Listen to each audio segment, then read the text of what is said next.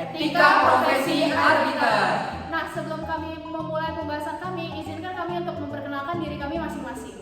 Halo, perkenalkan nama saya Jose Stefan Litan dengan NPM saya 245 1021. Halo, nama saya Livia Firenza dengan NPM 2451035. Halo, perkenalkan nama saya Fen Amalia dengan NPM 2451237. Halo semuanya, perkenalkan nama saya Bianca Jacqueline Serafim dengan NPM 2451038. Halo semuanya, perkenalkan nama saya Fani Karamoy dengan NPM 2451087. Nah, sekarang kita akan masuk ke pembahasan kita mengenai etika profesi Arbiter. Selamat menyaksikan. Apa sih arbiter itu?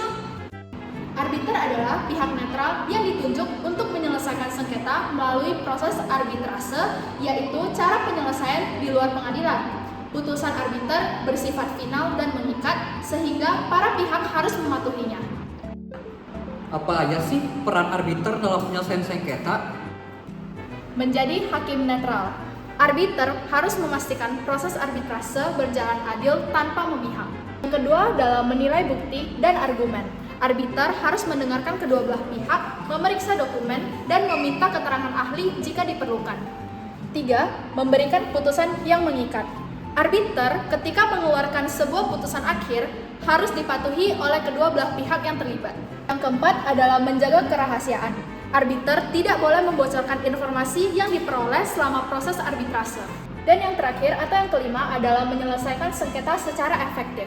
Arbiter harus memastikan sengketa diselesaikan dengan cepat dan efisien tanpa harus ke pengadilan. Lalu, apa sih pentingnya etika dalam profesi arbiter? Etika dalam profesi arbiter sangat penting karena arbiter berperan sebagai penengah dalam menyelesaikan sengketa secara adil dan tidak memihak. Etika memastikan bahwa arbiter bertindak jujur, independen, dan profesional sehingga keputusan yang dibuat dapat dipercaya dan dihormati oleh semua pihak. Tanpa etika, proses arbitrase bisa diragukan keadilannya. Hal ini dapat merusak kepercayaan masyarakat terhadap sistem hukum dan penyelesaian sengketa. Prinsip-prinsip etika profesi arbiter. Profesi arbiter itu memiliki prinsip-prinsip sebagai berikut.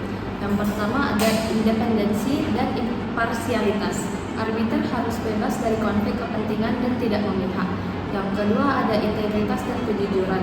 Arbiter harus bertindak dengan jujur dan transparan. Lalu yang ketiga ada kompetensi dan profesionalisme. Arbiter harus memiliki pengetahuan dan keterampilan yang memadai dalam hukum dan arbitrase. Yang keempat ada kerahasiaan. Informasi yang diperoleh dalam proses arbitrase harus dijaga kerahasiaannya. Lalu yang terakhir ada keadilan dan kesetaraan. Semua pihak harus diperlakukan dengan adil dan setara. Baik, sekarang kita akan membahas terkait ketentuan daripada kode etik arbiter. Di mana kalau membahas ketentuan tentu kita akan membahas juga tentang standar etika arbitrase. Di mana sih kita mengutip ada 3 lembaga, ada dari ICC, Uncitral, dan juga BANI. Nah, ICC sendiri itu merupakan singkatan dari International Chamber of Commerce yang berarti Kamar Dagang Internasional, yang di dalamnya itu terdapat divisi arbitrase yang dikenal juga sebagai ICC International Court of Arbitration. Kemudian kalau kita membicarakan soal Uncitral, ini dapat dikatakan juga sebenarnya seperti komisi yang berada dalam naungan PBB yang tujuannya itu mengembangkan aturan. Jadi dia tidak dapat dikatakan sebagai lembaga. Uncitral ini disingkat juga sebagai United Nations Commission on International Trade Law. Yang ketiga itu BANI atau kita kenal juga sebagai lembaga lembaga arbitrase yang berdomisili di Indonesia. BANI ini merupakan singkatan dari Badan Arbitrase Nasional Indonesia. Nah, sekarang kita akan masuk ya kepada standar-standar etika daripada ketiga lembaga maupun komisi yang saya sampaikan tadi. Pertama itu ada kita membicarakan netralitas. Netralitas ini menjadi penting karena bagaimana kepercayaan terhadap arbitrase itu bergantung pada independensi arbiter. Jika arbiter tidak netral, keputusan ini bisa dipandang bias dan kehilangan legitimasi. Kedua, jujur dan profesionalitas. Arbiter ini memiliki kewenangan yang sangat besar ya dalam penyelesaian sengketa, sehingga sikap profesional serta pula jujur memastikan proses arbitrase ini berjalan secara adil dan pula transparan.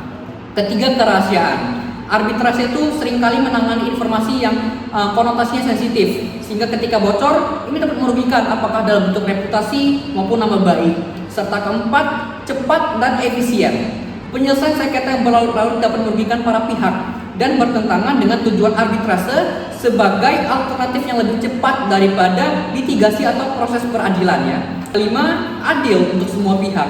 arbitrase hanya dapat diterima sebagai alternatif pengadilan jika semua pihak mendapat perlakuan yang setara dan kesempatan yang adil untuk menyampaikan argumennya. Dan terakhir, patuh pada hukum serta pula aturan arbitrase. Arbitrase ini harus tetap berpegang pada prinsip-prinsip hukum agar hasilnya itu memiliki daya ikat dan dapat ditegakkan di berbagai yurisdiksi. Tantangan dan pelanggaran etika dalam arbitrase. Tantangan dan pelanggaran etika dalam profesi arbiter meliputi berbagai isu yang dapat mempengaruhi integritas dan keadilan proses arbitrase. Yaitu yang pertama ada tantangan etika. Tantangan etika memiliki beberapa poin. Poin yang pertama adalah tantangan independensi dan imparsialitas, yaitu arbiter harus tetap netral tetapi dapat terpengaruh oleh bias pribadi atau hubungan dengan salah satu pihak yang dapat mengancam objektivitas mereka. Yang kedua ada tantangan kerahasiaan, yaitu menjaga kerahasiaan informasi adalah hal yang penting bagi seorang arbiter. Yang ketiga ada tantangan penggunaan teknologi, yaitu dengan meningkatkannya penggunaan teknologi dalam arbitrase ada resiko terkait keamanan data dan potensi bias akibat ketergantungan pada alat digital. Yang keempat ada tantangan keberagaman budaya.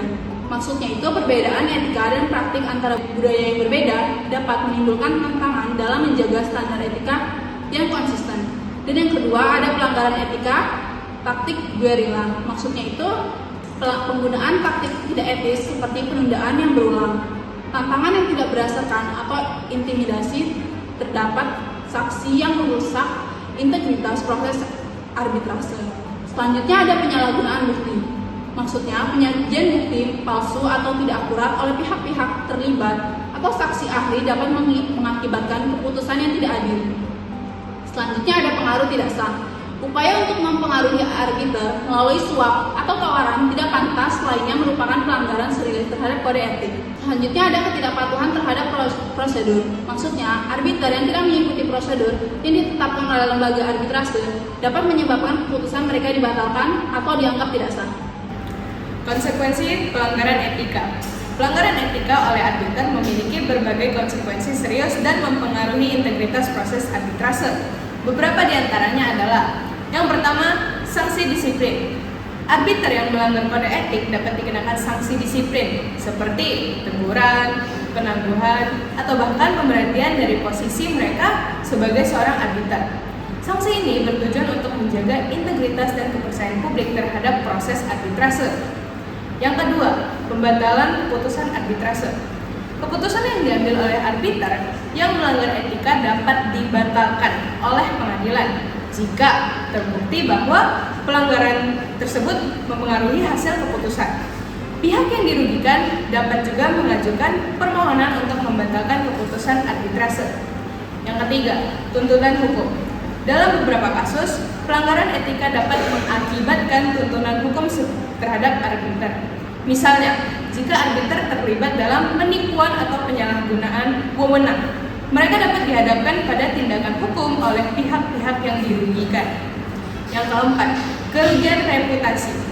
Pelanggaran etika dapat merusak reputasi arbiter dan organisasi tempat mereka bernaung. Reputasi yang buruk dapat mengakibatkan hilangnya kepercayaan dari para pihak dan mengurangi peluang untuk ditunjukkan sebagai arbiter di masa mendatang. 5. Pada proses arbitrase, pelanggaran etika tidak hanya berdampak pada arbiter, tetapi juga dapat merusak seluruh proses arbitrase.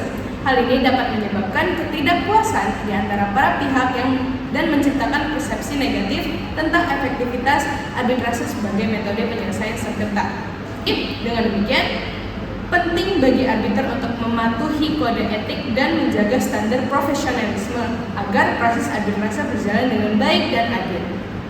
Singkatnya, arbiter berperan seperti hakim swasta yang membantu menyelesaikan sengketa secara profesional dan adil. Etika profesi arbiter berperan penting dalam menjaga kepercayaan terhadap sistem arbitrase. Seorang arbiter harus bersikap netral, jujur, dan adil dalam menyelesaikan sengketa, sehingga keputusan yang dibuat benar-benar berdasarkan fakta dan hukum yang berlaku. Selain itu, menjaga kerahasiaan, menghindari konflik kepentingan, dan bertindak profesional adalah prinsip utama yang harus dipegang oleh setiap arbiter. Kepercayaan masyarakat terhadap sistem arbitrase bergantung pada sejauh mana arbiter menjalankan etika profesinya.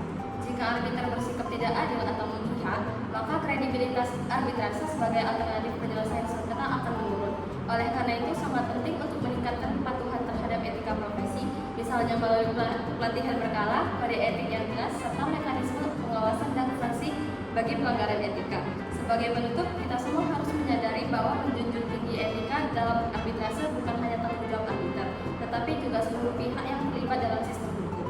Dengan mematuhi prinsip-prinsip etika, kita dapat menciptakan sistem arbitrase yang adil, transparan, dan terpercaya bagi semua pihak.